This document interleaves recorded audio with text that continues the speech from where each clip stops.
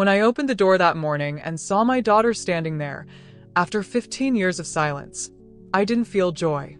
I felt my heart tighten, like the air itself had turned heavy with old memories I'd buried deep. Her voice trembled as she said, "Mama, can we come in?" And behind her, her husband shifted nervously, holding her hand like he was afraid she might run. I didn't answer right away. I just looked at them, looked at the faces that once called me nothing, looked at the people who had left me behind when I was no longer convenient to remember. The people who, 15 years ago, stopped inviting me to birthdays, holidays, and weddings because I didn't fit in with their new life. And now, here they were, standing on the marble porch of my $2 million beach house, dressed like they'd just stepped out of a magazine, but with eyes full of desperation. The sound of the waves outside mixed with the pounding in my chest. For a moment, I thought maybe I was dreaming. But then my daughter, Vanessa, bit her lip and whispered again, "Mama, please. I just want to talk." And that's when it hit me. This wasn't a dream. It was something else entirely. It was life, circling back, like the tide that always returns to the shore, bringing with it everything you thought you'd let go. My name is Margaret Coleman, but most people just call me Maggie. I'm 68 years old, retired after working 35 long years as a registered nurse. I raised my daughter alone after my husband died in a car accident when she was 15. I worked double shifts, sometimes triple, just to keep her in private school, to give her a life better than mine. I still remember those long nights at the hospital, the way my back would ache from standing all day, how I'd eat cold sandwiches in the break room while reading her report cards under fluorescent light. I told myself every sacrifice was worth it. Every tear, every late night, every extra shift, it all meant my daughter would have the life I couldn't. And for a while, I thought I'd succeeded. Vanessa got into a good college. She graduated with honors. She married a man from a well-off family. I was proud, so proud I thought my heart would burst. But then something changed. It started small. A skipped phone call here. A forgotten birthday there. Then it was the excuses. "Oh, Mama, we've just been so busy." Or, "Daryl's family is hosting this year, so maybe next time." Next time never came. I didn't get invited to her wedding. I didn't even know she was married until I saw pictures online. Everyone from her husband's side was there, smiling in front of a white rose arch. My name wasn't even on the guest list. That was the day I learned silence can scream louder than words. I took a slow breath, standing in the doorway now, watching the same daughter who once called me, embarrassing, try to look comfortable in my home. Her husband, Daryl, forced a smile. "You've got a beautiful place here, Mrs. Coleman. Really beautiful." I nodded slightly. "Thank you. It's quiet here. Peaceful." Vanessa's eyes wandered across the open living room, the wide windows facing the ocean, the cream-colored sofas, the soft hum of jazz playing from the speakers. She looked surprised, almost stunned, as if she couldn't believe I'd built a life without her in it. "I didn't know you moved here," she said, her tone careful. "No one asked," I replied softly. She winced, and for a moment, the old guilt flickered across her face, the same look she used to give me as a teenager whenever she knew she'd gone too far. "Can we sit?" she asked. I motioned toward the living room. "Go ahead." They sat on the edge of the couch like guests who weren't sure they were welcome, and I stood across from them, my arms folded. The smell of salt and sea drifted in from the open patio door. I studied them. The perfect couple who had cut me out of their perfect lives. Vanessa was still beautiful, but the sharpness in her eyes had dulled. Daryl's tailored suit didn't hide the stress etched into his face. There were dark circles under his eyes, and his expensive watch didn't shine the way it should. Something was wrong. I could feel it before they even opened their mouths. "Mama," Vanessa started, her voice small. "I know it's been a long time. Too long." 15 years, I said quietly, cutting her off. 15 years since I was invited to anything that had my family's name on it. Her husband cleared his throat. "We didn't mean for things to go that way. Life just got complicated." "Life's always complicated, son," I said, locking eyes with him. "But you still find time for the people who matter." No one spoke. The only sound was the crash of waves outside. When I bought this house 5 years ago, I never imagined I'd be standing here facing them again. I'd spent most of my life saving, scrimping, sacrificing, taking overtime shifts. I learned to make my money work for me. I invested in small rental properties, mutual funds, and later, beachfront real estate when I realized how fast the market was growing. This house, this quiet, sunlit, ocean-facing sanctuary, was my reward. And maybe, in a way, it was also my armor. Because every morning I sat on that balcony with a cup of tea and told myself I was okay. I told myself I didn't need anyone, not even the daughter I used to tuck into bed whispering, "You'll never be alone, baby." But standing there now, looking at her, I realized something painful. It doesn't matter how strong you are, some wounds don't close. They just stop bleeding. We sat in silence for a long time. Then Vanessa said softly, "You look good, Mama. Healthy. Peaceful."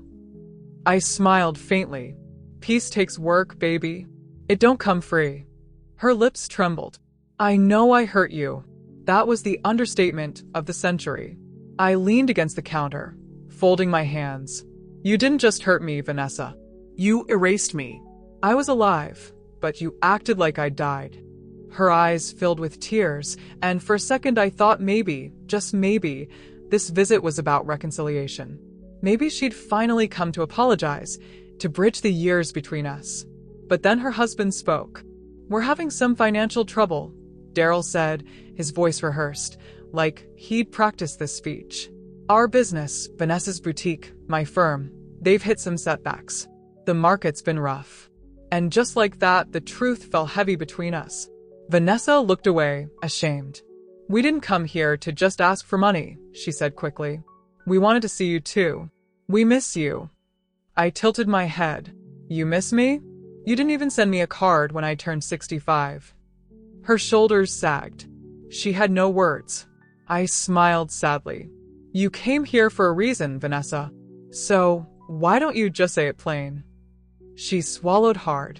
We need help, Mama." There it was. The truth. Raw and ugly. The same daughter who told me I was too old-fashioned for her world was now sitting in my living room, asking for help. And yet, even as anger rose in me, I felt something else too, pity. Because no matter how much she hurt me, she was still my child. "Mama," she said softly, "we might lose our house." I took a slow breath, steadying my voice. "The same way I lost my place in your life?" Tears rolled down her cheeks. "Please, Mama. I don't know what else to do."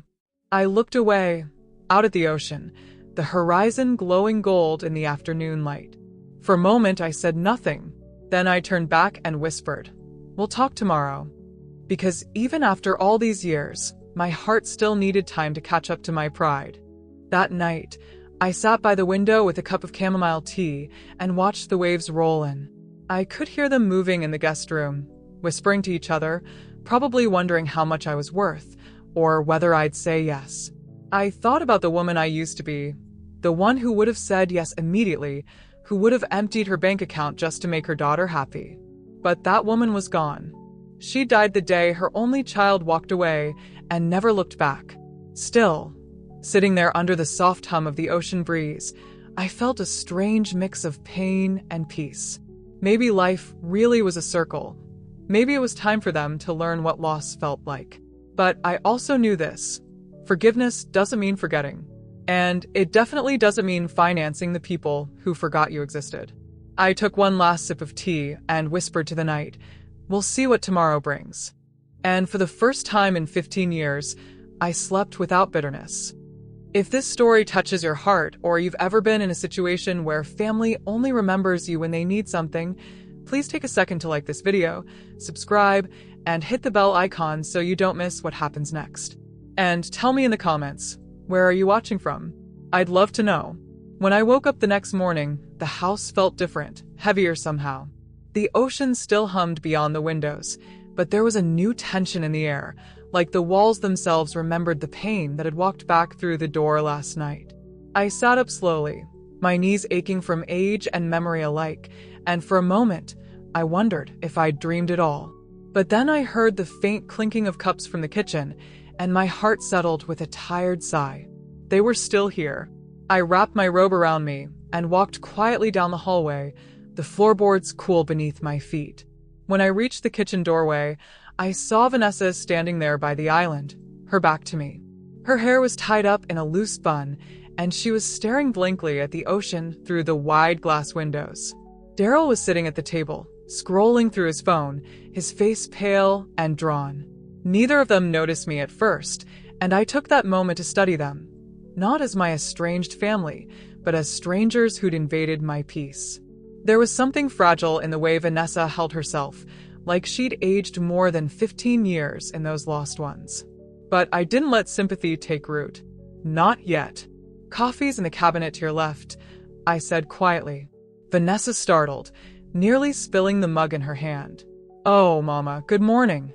Daryl cleared his throat. "Morning, Mrs. Coleman." I nodded and went straight to the counter, pouring myself a cup of the dark roast I brewed every morning. The smell grounded me. As I took my first sip, I could feel their eyes on me, waiting for something, permission, maybe, or mercy. I wasn't sure which. "You sleep okay?" I asked without looking up. "Barely," Vanessa said, her voice low. I kept thinking about everything I wanted to say, and nothing feels enough. I turned toward her, meeting her eyes for the first time that morning. Sometimes, baby, silence says more than words ever could. She flinched. Daryl shifted in his seat. The tension between them was thick, the kind that comes from more than just financial trouble. It was the kind that grows when two people have built their lives on pretending everything's fine. I sat down opposite them, cradling my cup. "So," I said calmly, "what exactly is going on? I think it's time we stop dancing around it." Vanessa glanced at Daryl, who gave a stiff nod. She took a deep breath. "We've lost a lot, Mama. The boutique isn't making money anymore. People stopped buying the way they used to. And Daryl's firm. It's in trouble too," Daryl interrupted, his tone clipped.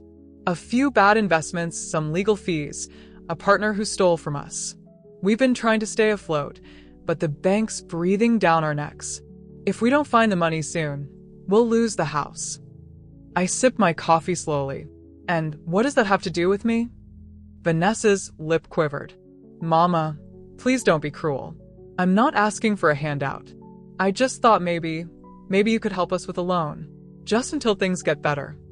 I stared at her, searching her face for even a flicker of remorse that wasn't tied to her own desperation. "You didn't think about helping me when I was sitting alone on Christmas, watching you post pictures online," I said softly. "You didn't think about helping me when you walked down that aisle and didn't even call to say you were getting married." Vanessa's eyes filled with tears. I know I hurt you. I was young and stupid and trying to fit into a world that didn't want me to bring my past into it." "Your past?" I repeated, raising an eyebrow. "You mean your mother?" She covered her face with her hands, shoulders shaking. Daryl leaned forward. "Mrs. Coleman, we've all made mistakes. I know Vanessa's not perfect, but she's trying to make things right." I looked him straight in the eye. "And what are you trying to do, Daryl? Save your business or your marriage?" He froze, mouth slightly open, and I could see it in the way he looked at her. Resentment, disappointment, blame. The kind of look that comes from too many lies. Vanessa wiped her eyes, forcing a smile that didn't reach her face. "I just thought maybe we could start over, Mama. I miss you. I want you back in my life." I took a long breath, letting her words settle. "You can't start over by pretending nothing happened. You can't erase 15 years with a few tears and a coffee mug." Her voice cracked. "Then what do I do?" "Tell me, Mama." "What do I do to fix this?" I set my cup down carefully, my hand steady. "You start by being honest. Tell me the truth about what really brought you here. Not that business talk. What's the real reason?" She hesitated, and that pause told me everything. Her eyes darted toward Daryl, who looked away. "Vanessa," I said quietly, "you can't lie to me. I've seen too many people on their deathbeds trying to tell the truth too late." Her breath hitched, and then she whispered, "We're broke, Mama. Completely broke. The house is already in foreclosure. We sold almost everything trying to keep up appearances. I didn't know where else to go." There it was, the raw, unvarnished truth. Daryl slammed his hand on the table. Vanessa.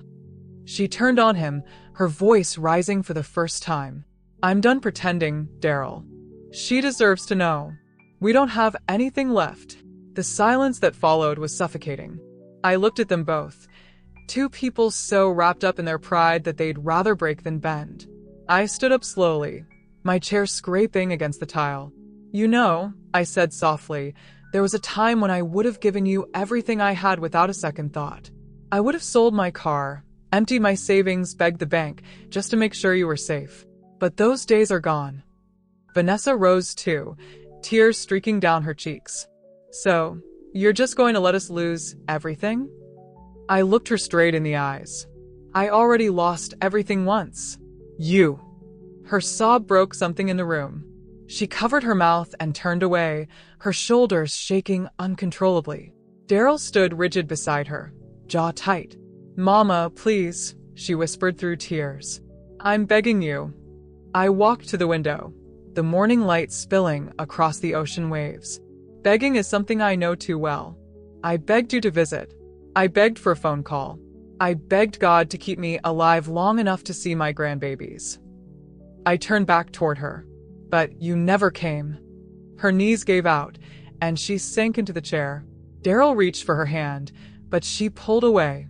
The sound of the waves filled the silence again, slow and steady, like the heartbeat of the earth reminding me that time keeps moving whether we heal or not.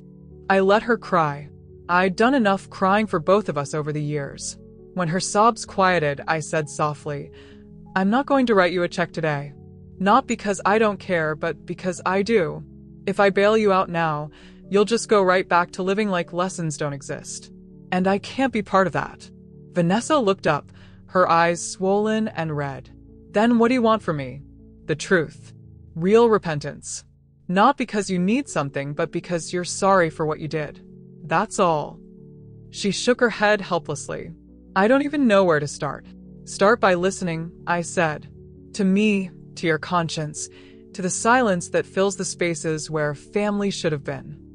I walked past them and picked up a photo frame from the mantel. It was the last picture we took together. Vanessa at 17, smiling with braces, holding her graduation cap while I stood beside her, proud and tired. My uniform was still on from my shift, the hospital badge hanging crookedly from my collar. I kept this, I said, tracing my finger along the edge. Even when you forgot me, I couldn't forget you. Every night, I prayed you'd come back, not because you needed money, but because you missed your mother. Vanessa's lip trembled. I did miss you.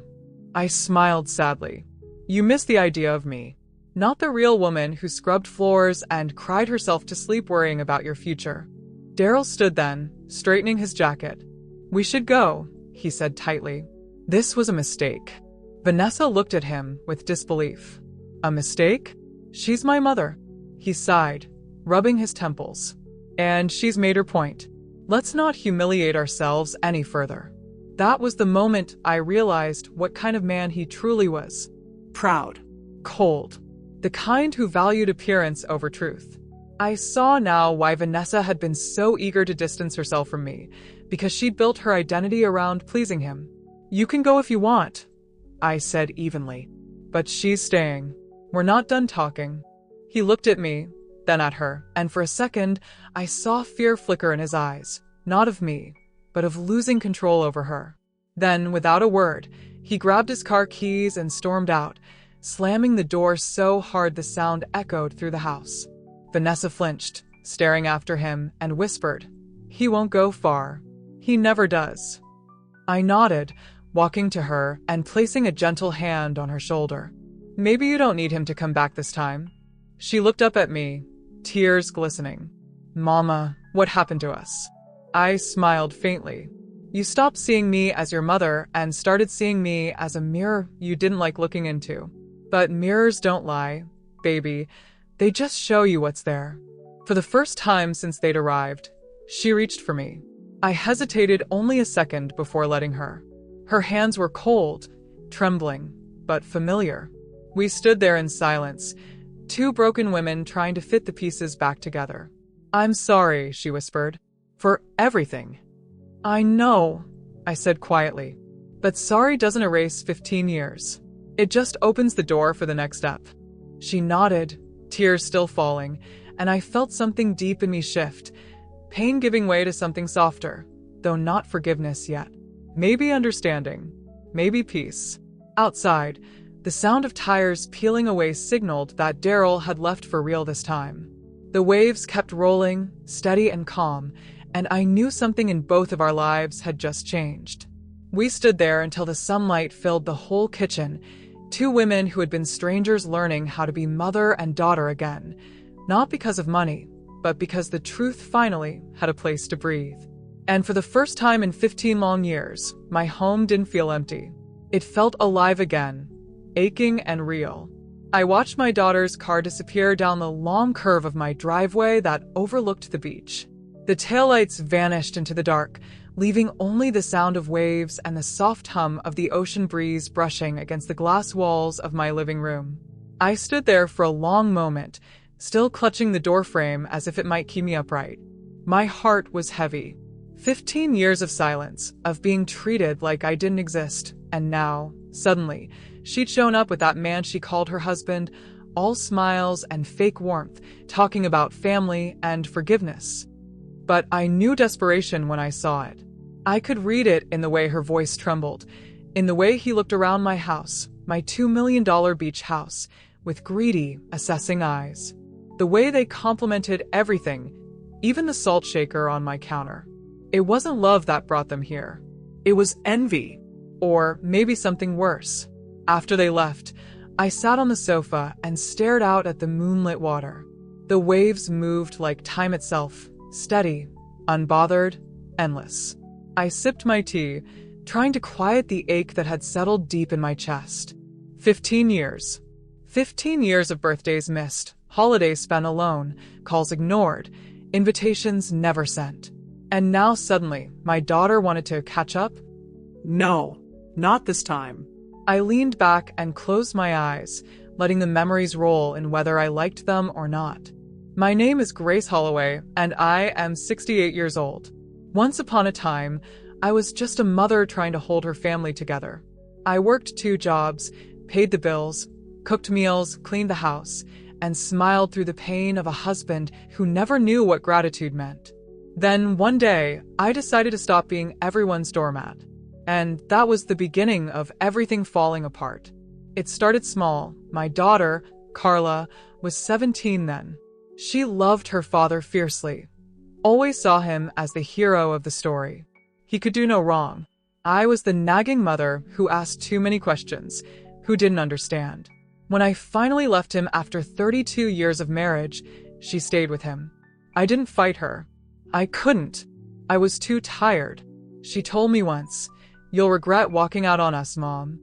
But I never did. What I regretted was how much I still loved her after she turned her back on me. When her father died 6 years later, I thought maybe that would open a door. Maybe she'd come around. Maybe grief would bring her back. But instead, she buried him and our relationship in the same week. After the funeral, she told me not to come to the house again. Said her husband didn't want drama. So I left. And for 15 years, I built myself a life out of the ashes. I started small, a cleaning business in Charleston, South Carolina. I took every job that came my way. Offices, hotels, Airbnbs, if it needed scrubbing, I scrubbed it. By the time I turned 60, I owned 5 cleaning teams and contracts with resorts up and down the coast. I worked like a woman possessed, not out of greed, but out of something deeper, a need to prove to myself that I could live without being needed. Then came the real estate. I bought one property, flipped it, bought another. Soon, I wasn't cleaning houses anymore, I was selling them. And now, here I was, living in a house so beautiful that strangers stopped outside the gate to take pictures. A house that smelled like sea air and quiet victory. But wealth doesn't heal wounds. It only magnifies what was broken. When Carla showed up today, I could barely recognize her. Her hair was shorter, streaked with gray, her eyes a little harder, her smile thinner. She hugged me like someone who didn't mean it and introduced me to her husband, Tom, a man who looked like he thought he was too good for small talk. "Mom, your house is incredible," she said, her voice full of forced cheer. "Thank you," I said softly. "You should have seen the first one I bought. Half the size, but it had heart." Tom laughed awkwardly. "Well, it looks like you've done really well for yourself. Real estate must be treating you good." I could feel his curiosity crawling under his polite tone. He was measuring everything, the art, the furniture, the marble floors. I smiled and said, "It's been kind to me." They sat on the couch and we danced around small talk. Carla asked about my health.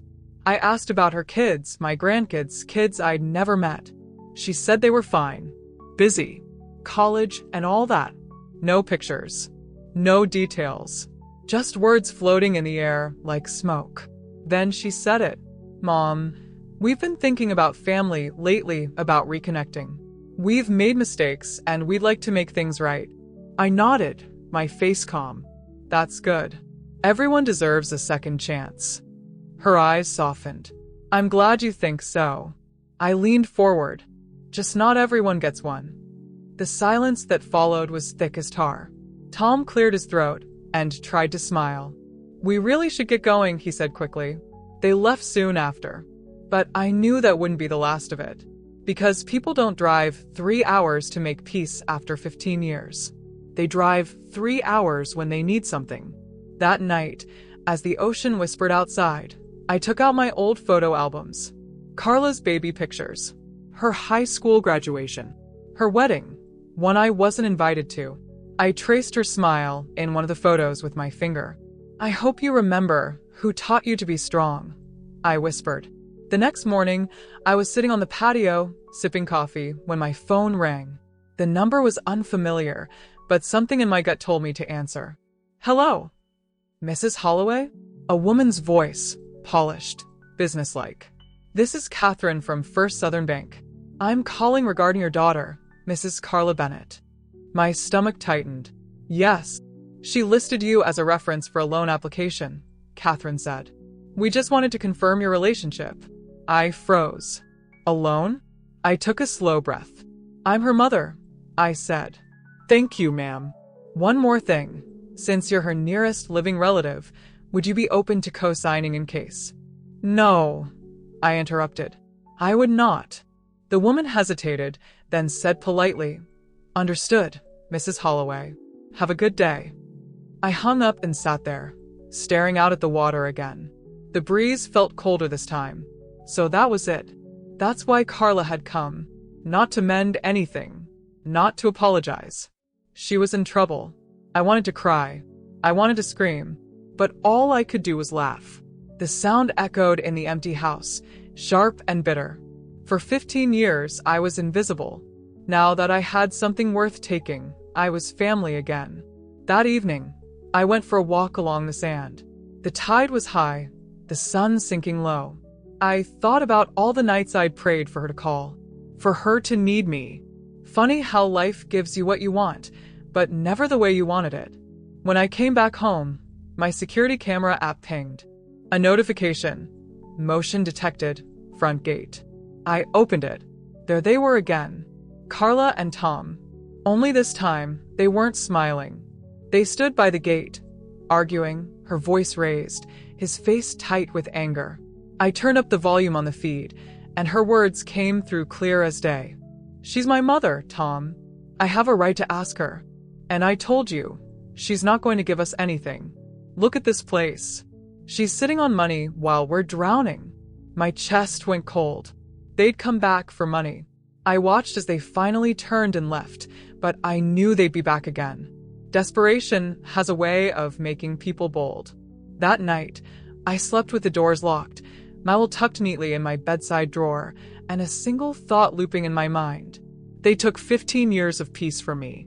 I wasn't going to let them take my home too. And if they thought the old Grace Holloway was still the same woman they abandoned, then they were about to learn that time changes more than wrinkles and gray hair. It changes the heart. It hardens it. They'd forgotten who taught them to fight. But I hadn't. The next morning, I woke up before the sun rose. The ocean was quiet, the horizon still cloaked in soft gray mist, and for a moment, I almost believed I could start the day like any other. Make coffee, feed the seagulls that lingered by the deck, and pretend my daughter hadn't come back into my life with the same chaos she'd left behind. But peace never lasts long when the past comes knocking. By the time I settled at the breakfast bar, the doorbell rang again. I didn't move at first. My heart just paused. I stared at the door through the glass panels, half expecting it to be a delivery or a neighbor. But deep down, I already knew who it was. I walked slowly toward the door, my robe brushing against the marble floor. When I opened it, there she was, Carla, standing with her arms folded tight across her chest. Her husband, Tom, was nowhere in sight. "Morning, Mom," she said softly. Her voice was hoarse, her eyes tired, rimmed red like she hadn't slept all night. "Morning," I replied, keeping my tone neutral. "You're up early. What brings you here this time?" She hesitated. "Can I come in?" I stepped aside, but I didn't offer her coffee or a seat. I just stood by the kitchen island, watching her twist her wedding ring nervously. "Tom and I had an argument," she began, avoiding my gaze. "He didn't want me to come back, but I had to. I need to talk to you alone." I folded my arms. About what? She looked up then, her eyes glossy with tears she was trying to hold back. "Mom, I didn't come here yesterday just to catch up. I need help. Real help. I'm not proud of it, but I don't know where else to turn." I said nothing. She took a shaky breath and continued. "Tom lost his job 6 months ago. He's been trying to start his own business, something about real estate development, but it hasn't worked out. We've been using credit cards to stay afloat. Then the bank started calling. The mortgage is behind. The car's about to be repossessed." Her voice cracked. "We're drowning, Mom." I stared at her. My daughter, the same woman who once told me I was a burden, who refused to let me see my own grandchildren, who said I was too dramatic for leaving her father, was standing in my kitchen, begging for help. "What do you want me to do?" I asked quietly. She bit her lip. I was hoping maybe you could lend us something. Just until we get back on our feet. Maybe 50,000. 50,000? I repeated, my voice sharper than I intended. She nodded quickly. "We'd pay you back, Mom. I swear we would. Tom's got a deal that's about to go through. He just needs a little capital to make it work. Once it does, everything will turn around." I took a long breath, trying to keep my composure. "Carla, let me ask you something. Do you remember when I was struggling to pay for your college applications? When I worked double shifts just to buy you a prom dress? You told me I should have done better, should have married someone richer." Her eyes widened. "Mom, no." I cut her off. "Let me finish. For years, I blamed myself for not being enough. I thought maybe that's why you left, why you never called. But now, standing here, I realize something." "What?" she whispered. "You never wanted a mother," I said, my voice trembling with quiet anger. "You wanted a provider." She flinched. I walked toward the window, staring out at the glistening waves. "You didn't come back because you missed me. You came back because you ran out of options." Tears spilled down her cheeks. "That's not fair. I know I made mistakes, but I didn't come here to take advantage of you. You just need my money," I interrupted. "That's what this is about." Her silence was answer enough. "Finally," she whispered. "Please, Mom, I'm begging you. If we lose the house, we'll have nowhere to go." I turned to her, my heart breaking despite my anger. "You think I don't know what it's like to lose everything? I built my life from scratch, Carla.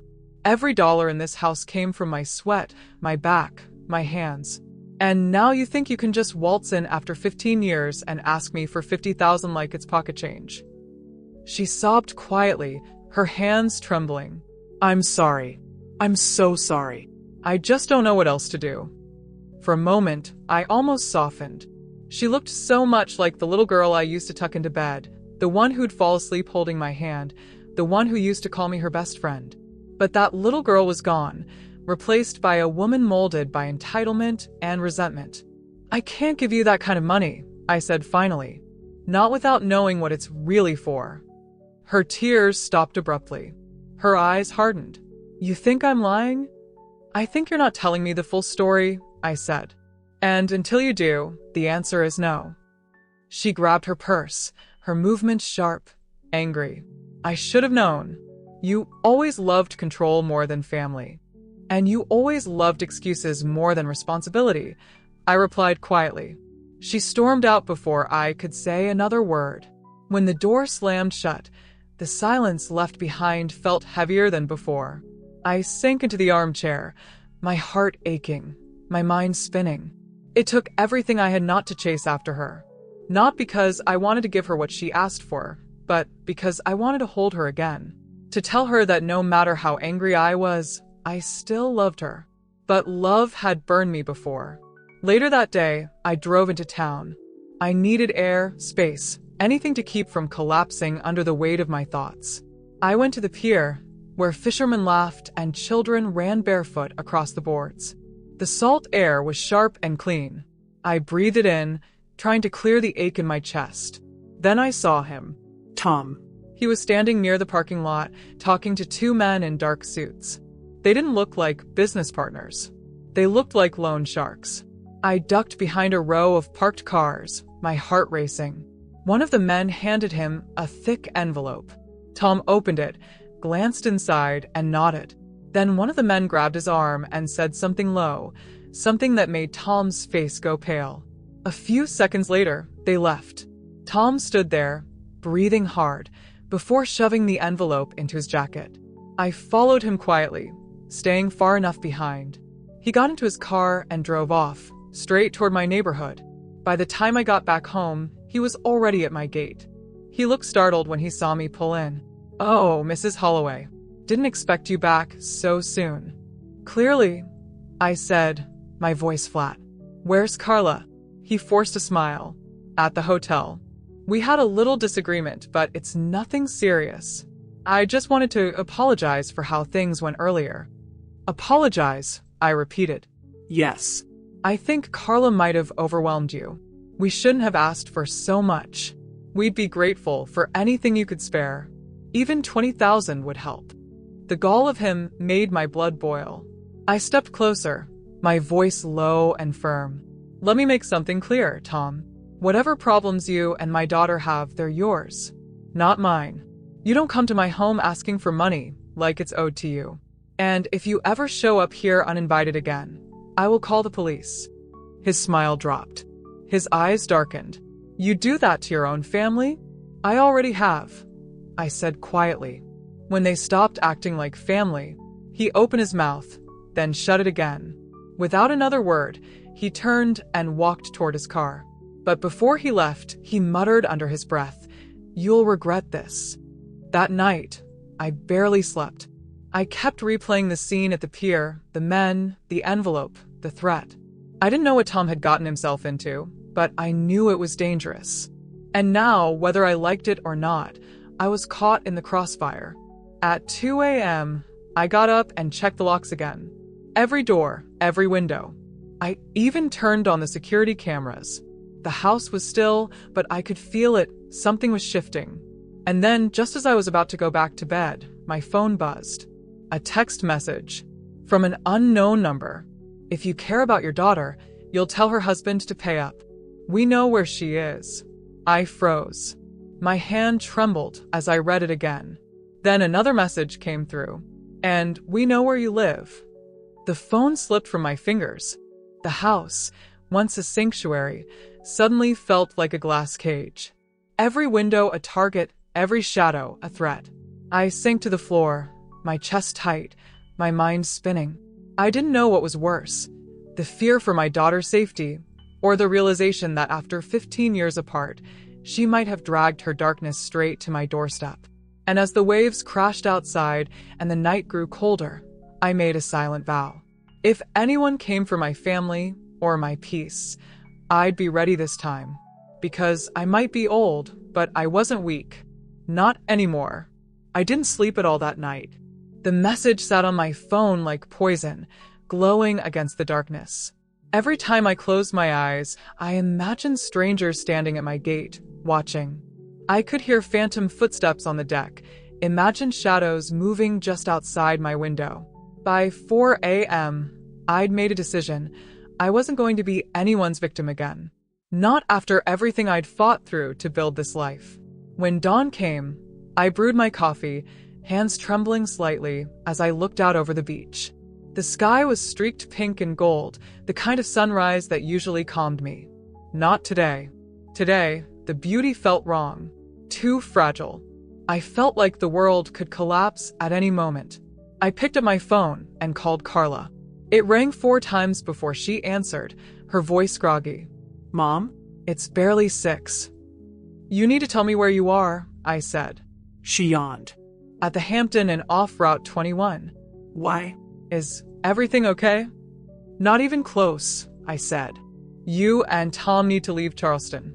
Now. Her tone sharpened. What are you talking about? I hesitated for just a second before saying, I got a message last night. From someone who knows Tom owes them money. They threatened you. And me. The silence that followed was loud enough to make my heart pound. Finally, she whispered, Oh my God. So it's true, I said quietly. She exhaled shakily. Tom promised me he could fix it. He said it was just a short-term loan for his project. I didn't know they were dangerous, Mom. I swear. I closed my eyes. Dangerous men don't send polite reminders, Carla. They make examples. She started crying softly. What should I do? You're leaving, I said firmly. You're packing your things and driving somewhere safe. Do you hear me? And go where? We don't have anywhere else to go, she cried. Then you come here, I said after a long pause.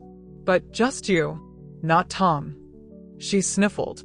Mom, I can't. He'll be furious if... Carla, I said, my voice firm and unyielding. I said just you. Do not bring that man to my home again. You understand. She hesitated, then whispered. Okay. I ended the call and set my phone down, but my stomach still churned. I had no idea what kind of trouble Tom was in, but I knew it wasn't small. I'd seen those men at the pier, and there was something in their eyes. Cold, calculating. The kind of men who didn't ask twice. By noon, Carla arrived. Her eyes were swollen from crying, her hair a mess, her hands trembling. She looked more like a frightened child than a grown woman. I hugged her despite everything, feeling the familiar ache that never really went away. Mom, she whispered against my shoulder, I didn't mean for any of this to happen. I pulled back and looked at her. I know you didn't, but meaning well doesn't fix the damage. She nodded, wiping her eyes. He said it was an investment opportunity. Said he needed partners to back a property deal. I didn't even know he borrowed from them until last week when one of them showed up at our door. Did he threaten you? I asked. She hesitated, then nodded. He said if Tom didn't pay in 2 weeks, they'd take something else instead. My blood ran cold. Something else? She swallowed hard. He looked at me when he said it. For a moment, I couldn't speak. Rage and fear twisted together inside me, choking out words. Then I stood abruptly and went to the kitchen, grabbing my phone. Who are you calling? She asked. The police, I said. No, she cried, jumping up. Mom, you don't understand. These people have connections. If we go to the police, it'll just make things worse. I stared at her, disbelief flooding my chest. So, you'd rather wait for them to come here? To my home? Tears filled her eyes. I just need time. Tom said he's working on a way out. I slammed my palm against the counter, startling her. Tom is the reason you're in this mess. And now he's dragged you into danger, and me, too. She started sobbing again, but I turned away, pacing across the floor. My heart was pounding so hard it hurt. When I finally looked at her again, I saw something that made my stomach drop. She wasn't just scared. She was hiding something. Carla, I said slowly, what aren't you telling me? She looked down at her hands. Mom, please. Tell me the truth, I demanded. All of it. She hesitated, trembling. Then she whispered, Tom used your name. I froze. What? He told them he had a wealthy mother-in-law who'd guarantee the payment. He said you'd cover him if anything went wrong. That's why they know where you live. For a second, I thought I might faint. I gripped the edge of the counter, trying to stay upright. He dragged me into his debt? Tears streamed down her face. I didn't know until yesterday. I swear I didn't. Get out, I said. My voice was shaking. What? She whispered. I said get out. I shouted. You and your husband put a target on my back and you didn't even have the decency to warn me? Do you have any idea what could happen to me because of this? Mom, please, she begged, reaching for me. I pulled away. No. You chose him. Now you live with the consequences. She sank to her knees, sobbing uncontrollably. I didn't mean to drag you into this. Please don't turn me away. I don't have anywhere else to go. Her voice cracked, raw and desperate, and for a moment, the mother in me wanted to scoop her up and protect her from the world. But the woman I'd become, the woman who'd been abandoned, ignored, and disrespected for 15 years, knew better. You can stay for one night, I said coldly, but tomorrow you're gone. And if Tom comes near this house again, I'll make sure he regrets it. She nodded weakly, curling into herself on the couch. I turned and walked to my room, my chest tight, my mind spinning. I didn't lock my door that night. I should have. Around 3 a.m., I woke to the sound of something, a faint creak, a muffled thud. I sat up, heart pounding, and listened.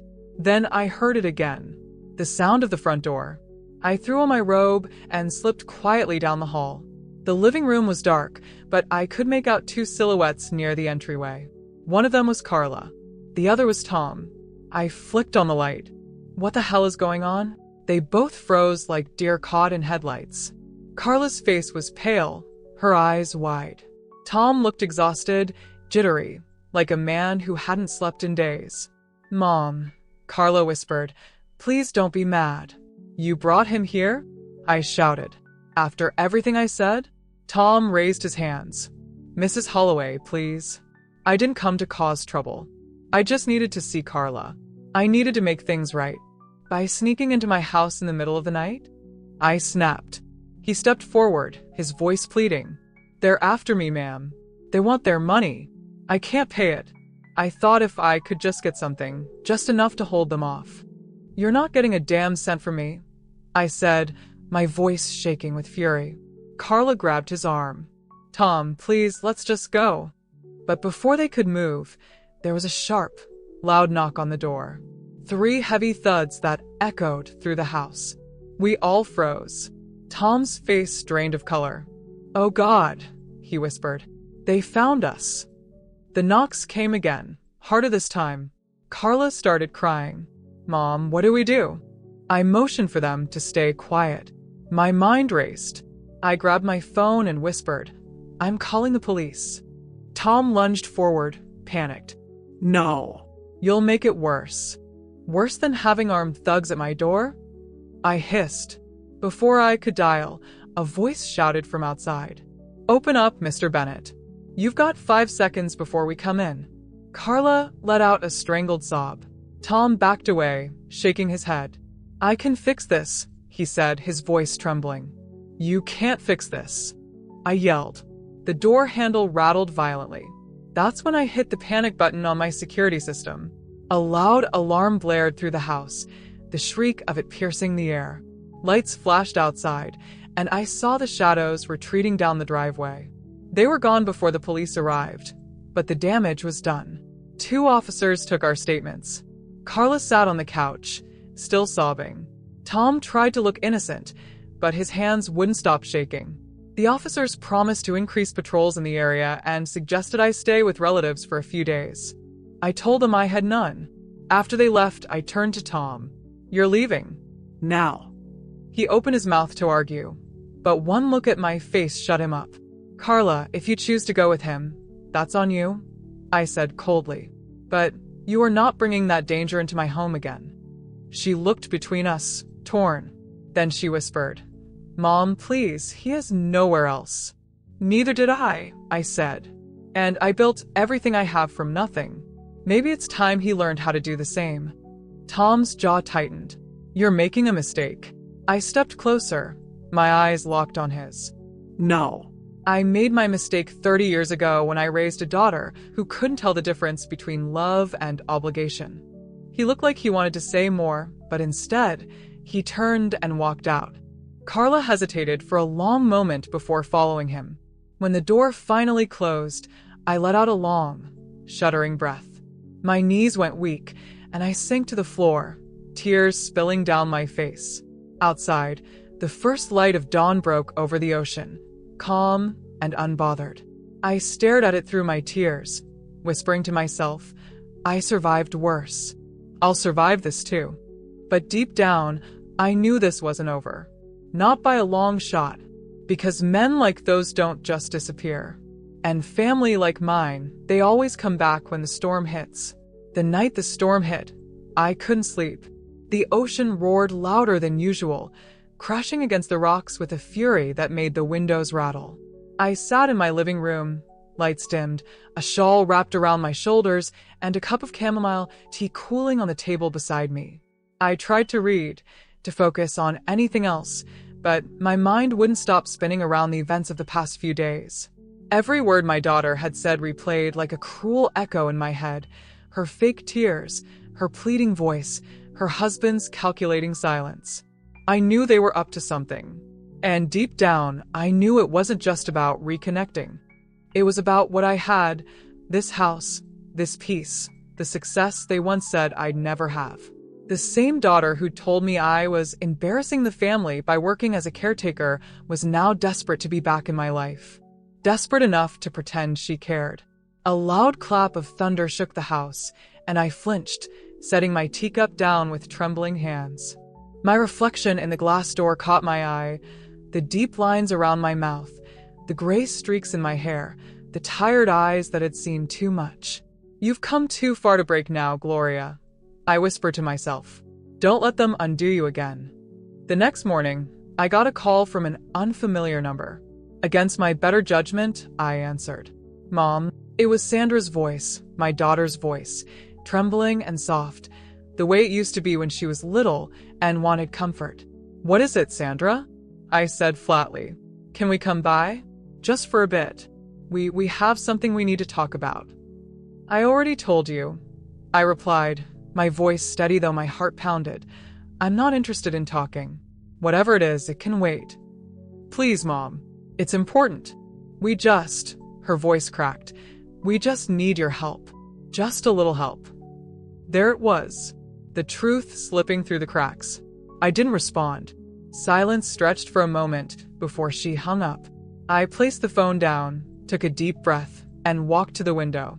The ocean was calm again, deceptively calm, the way a person looks right before they lash out. An hour later, I saw their car pull up the driveway again. They didn't even wait for an invitation this time. My son-in-law, Curtis, got out first, straightening his tie like he was walking into a business meeting, while Sandra followed, her eyes red, makeup streaked down her cheeks. When I opened the door, I didn't say a word. Mom, Sandra said softly. Please. We're sorry about the other day. Can we come in? I stared at her for a moment before stepping aside. 5 minutes. They walked in like they owned the place. Curtis scanning the house, his eyes lingering on the paintings, the furniture, the high ceilings. I could almost hear the thoughts in his head, calculating, assessing value. Sandra sat on the couch, wringing her hands. What is it? I asked coldly. Sandra looked at Curtis, who cleared his throat and said, We've had some financial issues. The business we started. The one you told me not to interfere with? I interrupted. He hesitated. Yes. That one. We made a few bad investments. We lost our house. I said nothing, just watched him squirm. Sandra leaned forward. Mom, please. We're staying in a motel. It's awful. We don't have anywhere to go. We just need a place to stay for a little while until we get back on our feet. I let out a dry laugh. After 15 years of silence, insults, and pretending I didn't exist, now you want to come live with me? Here, in the same house you once mocked me for dreaming about. Mom, please, Sandra said, tears spilling over. I know I hurt you. I was young. I was stupid. You were cruel, I said sharply. You looked me in the eye at your wedding and told me I wasn't needed anymore. You said I should stay out of your life. And I did. Sandra sobbed quietly. Curtis stayed still, his expression unreadable. I sighed. Part of me wanted to send them away, to close the door and let karma finish what it started. But another part, the mother in me, couldn't ignore the desperation in her voice. You can stay, I finally said. 2 weeks. That's all. Sandra nodded quickly, relief washing over her face. Curtis thanked me, though his tone was empty, polite only out of necessity. For the first few days, they tried to play nice. Sandra cooked breakfast, cleaned up after dinner, and laughed a little too loudly at my old jokes. But Curtis, he was a shadow in the background, always watching, always on his phone, asking subtle questions about my property, my finances, even my will. One night, I overheard them arguing in the guest room. I told you she wouldn't just give it to us, Curtis hissed. Then we'll make her. Sandra whispered back, voice shaking. You said we'd figure it out. I can't go back to living like that, Curtis. I froze outside the door, my hand clutching my chest. So that was the plan. They weren't just here for help, they wanted everything. The next morning, I acted like nothing was wrong. I made pancakes, brewed coffee, smiled when Sandra complimented my robe. But inside, my heart was steel. I'd been a fool once, but not again. Later that day, I went to the study and opened the safe behind my painting. Inside were my most important documents, the deed to the house, my bank information, and the new will I'd had drawn up a year ago. Everything was secure. I made sure of it. When I turned around, Sandra was standing in the doorway. What are you doing, Mom? I smiled faintly. Just organizing some papers. You never know when you'll need to get things in order. She frowned. Do you have a will? I raised an eyebrow. Why are you asking? I want to make sure you're taken care of, she said quickly. You're not getting any younger. I laughed softly. Don't worry, dear. Everything's handled. My lawyer knows exactly what to do if anything happens to me. Her face twitched. Lawyer. Yes. A very good one, I said, staring straight at her. And he checks in regularly. That night, I locked my bedroom door for the first time in years. Days passed and the tension grew thicker. Sandra started avoiding eye contact. Curtis spent hours outside, pacing, making phone calls. And then, one evening, while I was in the garden, I heard the unmistakable sound of glass breaking inside. I rushed in and found the safe open, the documents scattered on the floor. Curtis stood there, looking pale, while Sandra knelt beside the papers, trying to stuff them back inside. What are you doing? I shouted. Sandra jumped to her feet. It's not what it looks like. Oh, really? I said, my voice shaking with rage. Because it looks like you're robbing me in my own house. Mom, please. I slapped the papers out of her hand. Get out. Both of you. Right now. Curtis stepped forward. Gloria, calm down. Don't you dare tell me to calm down in my own home. I snapped. You thought I would notice? You thought you could trick me? I've been through hell for decades, and I built this life from the ground up, without any of you. And I'll be damned if I let you destroy it. Sandra started crying, begging, but I was done. I picked up my phone and called the police. Curtis froze. You wouldn't. Try me. Within minutes, the sound of sirens echoed down the road. They stood there, defeated, pale, like children caught stealing from their own mother. When the officers arrived, I handed them the papers and explained everything. Sandra sobbed as they were escorted out. I didn't press charges, not yet, but I made it clear they weren't welcome anymore. After they were gone, I sat by the window, watching the ocean again. The waves were calm once more, as if the storm had finally passed. But inside me, the tide still churned, a mix of anger, grief, and a strange kind of relief. I had loved my daughter more than life itself. I had forgiven her too many times to count. But that night, as the stars shimmered over the dark water, I realized something important. Love doesn't mean allowing people to destroy you. And for the first time in my life, I felt truly free. The next morning, I called my lawyer and changed my will again, this time for good. The next morning, the house was silent, too silent.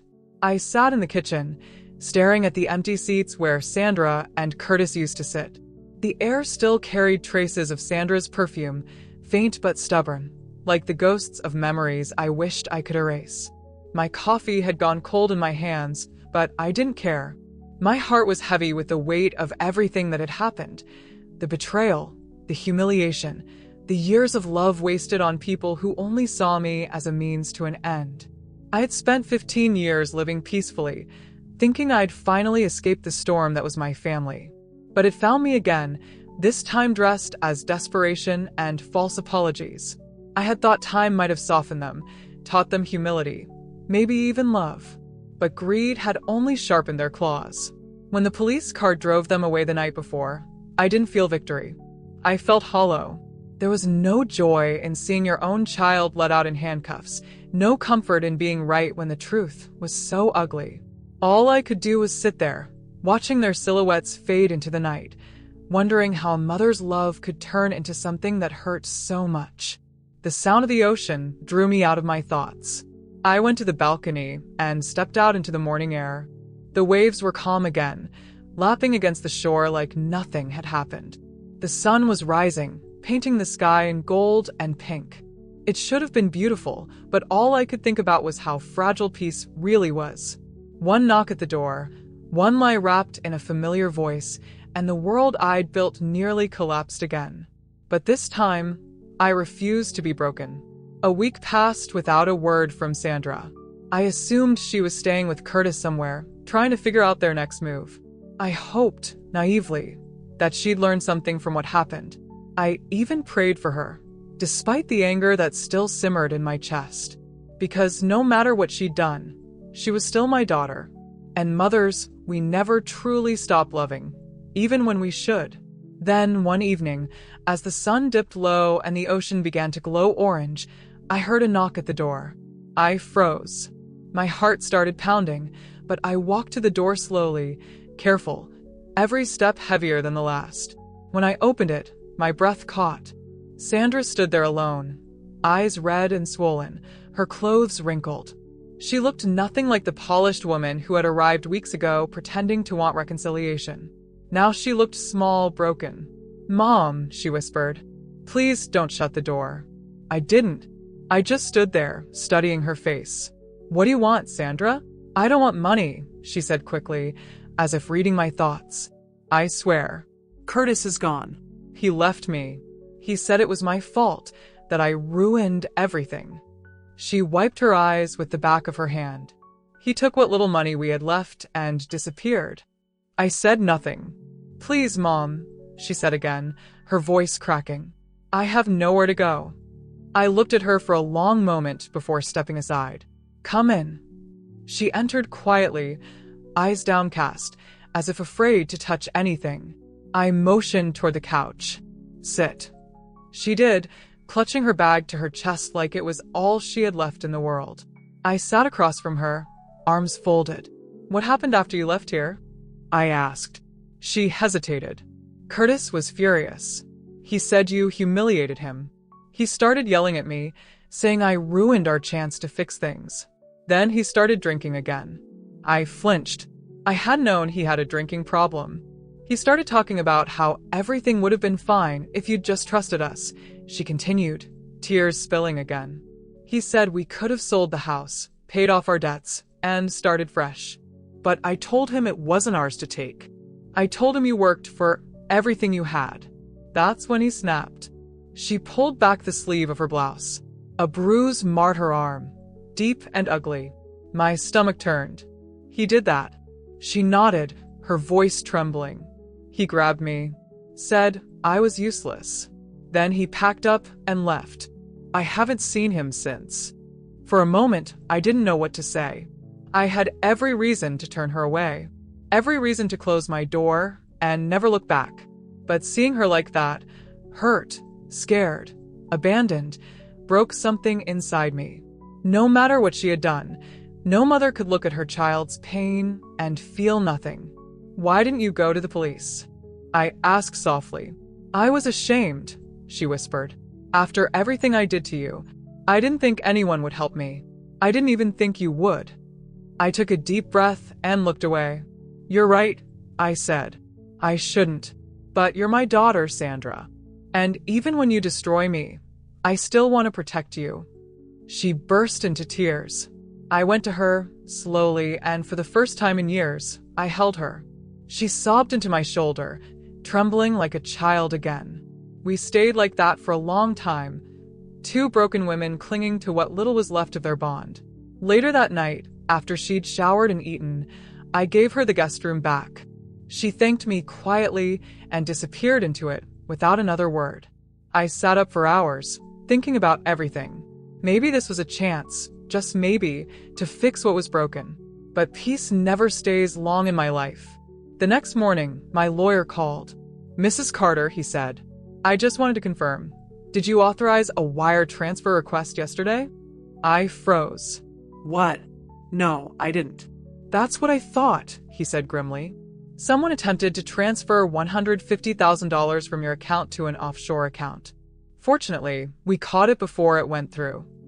My blood ran cold. Do you have any idea who could have made the request? He asked. I looked toward the guest room, where Sandra was still asleep.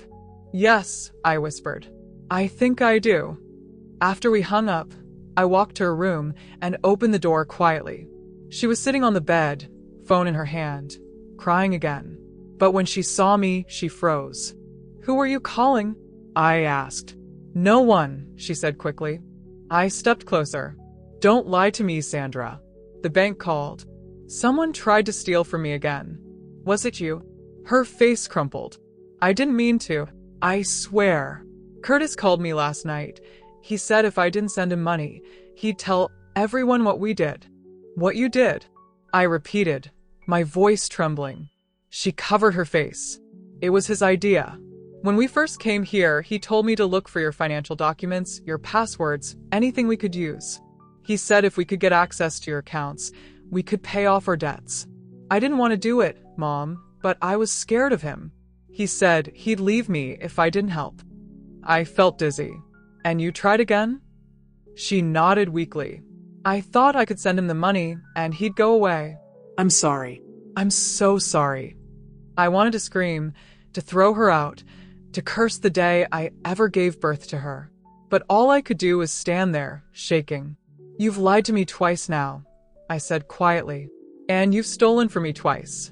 What do you want me to do, Sandra? What do you expect from me? She fell to her knees, clutching my hand. Please don't give up on me, Mom. I'll make it right.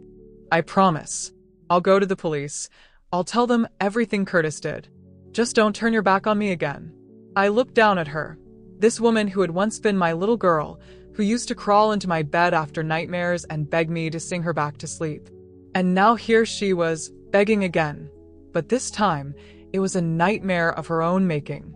After a long silence, I said, You're going to the police, Sandra. Not tomorrow, not next week. Today. You'll tell them everything. And when you're done, you'll go get help. Real help. Because I can't save you anymore. She nodded, sobbing. Okay. I will. I called a cab for her myself. Watched her get in. Watched the car disappear down the long driveway toward the city. Hours later, my phone rang again. It was the detective who'd handled the previous case. Mrs. Carter, he said. We just brought in your daughter. She told us everything. Her husband's already been caught trying to cross the state line. Looks like he's going to be facing fraud, identity theft, and assault charges. I closed my eyes, relief and sorrow washing over me all at once. Thank you, officer. After hanging up, I walked to the window again. The ocean was calm, glittering under the sun. For once, I felt like I could breathe. Sandra would have to face the consequences, but maybe, just maybe, this was the beginning of her redemption. Maybe she'd finally learn what I've been trying to teach her whole life, that peace and love can't be bought, only earned. As for me, I wasn't the same woman I was when they first knocked on my door. I had lost, forgiven, and risen again. I looked at the sea and whispered, You tried to drown me, but I learned how to float. And with that, I turned away from the window, ready to start living again, finally, on my own terms. If this story touched your heart or reminded you that peace sometimes comes after the hardest storms, don't forget to like this video, subscribe to the channel, and hit the bell icon so you don't miss the next part of Gloria's journey. And tell me in the comments where you're watching from. I love knowing how far these stories reach.